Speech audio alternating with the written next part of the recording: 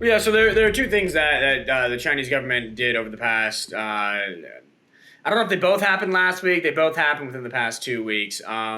One was the Chinese government has got together and said, okay, we understand supply chain issues in this country are a problem. We're going to still continue the fight against COVID, but we need to do something to boost our manufacturing output. So they're considering what Chinese media is reporting as extreme measures to boost manufacturing output, manufacturing growth in the country, to stabilize the supply chains, to restore the supply chains.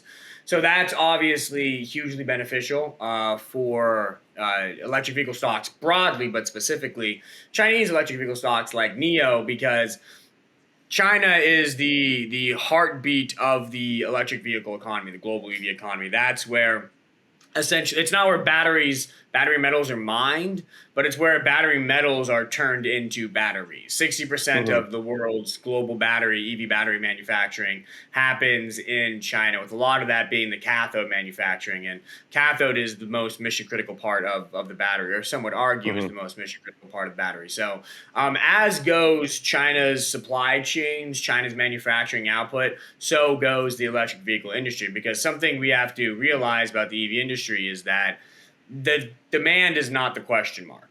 Demand is going to Mm-hmm. be there. People want EVs. Every car Mm-hmm. that Tesla makes, Rivian makes, Lucid makes, NIO makes, those companies are going to be able to sell. For every car they make, there's going to be a buyer. No doubt about that. Demand's not a question. The question is, how many cars can they make, right?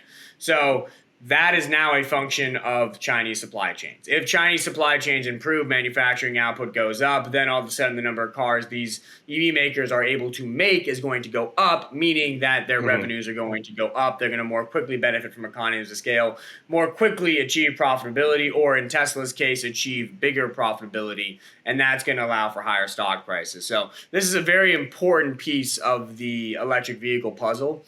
And it's a very positive development for EV stocks that China is considering that.